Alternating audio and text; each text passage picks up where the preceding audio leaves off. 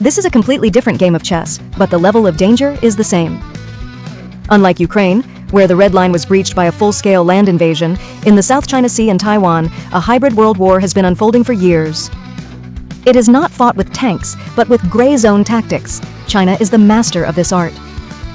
They do not invade, they squeeze. They do not fire bullets. They use water cannons, lasers, and maritime militia vessels to cut and encroach bit by bit, aiming to win without ever crossing the final red line. But the question is, when will that line be crossed? There are 3 scenarios that could ignite the entire Pacific. The most likely and immediate scenario is the first blood in the Philippines. China's gray zone war against the Philippines is escalating. They are using high-pressure water cannons, deliberate collisions, and lasers in an extremely dangerous game of aggression. The red line here is very clear. It is the moment an action, whether accidental or intentional, results in the death of a Filipino soldier, sailor, or Coast Guard member. This would break everything due to the Mutual Defense Treaty between the U.S. and the Philippines. Washington has made it clear that an armed attack against Philippine forces would trigger the treaty. That drop of blood would force the U.S. president to make a choice, either military intervention or abandon the treaty and lose all credibility in Asia. This is the most fragile fuse. Next is the most dangerous and absolute scenario, the political red line in Taiwan.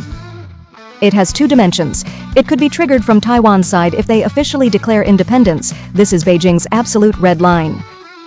Or it could be triggered from China's side if they decide the time is ripe and proceed with a full blockade or an invasion.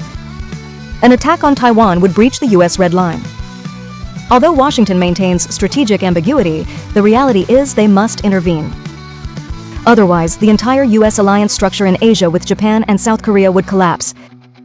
Moreover, China's control over TSMC, the manufacturer of 90% of the world's most advanced chips, would be a devastating blow to the global economy. Finally, there is the surprise world war scenario. U.S. destroyers are conducting freedom of navigation operations, sailing close to China's illegal artificial islands, while reconnaissance aircraft continuously fly overhead. The red line here would be breached by a miscalculation. A Chinese fighter jet cutting off a U.S. aircraft and causing a collision, or a Chinese destroyer attempting to block a U.S. vessel and causing a serious collision. This would break everything, as it would be a direct attack on U.S. military forces. It is not a policy decision. It is an uncontrollable escalation incident between 2 nuclear powers. While the red line in Ukraine was crossed by a calculated invasion decision, the red line in the Pacific resembles a ticking time bomb placed in a room full of gas.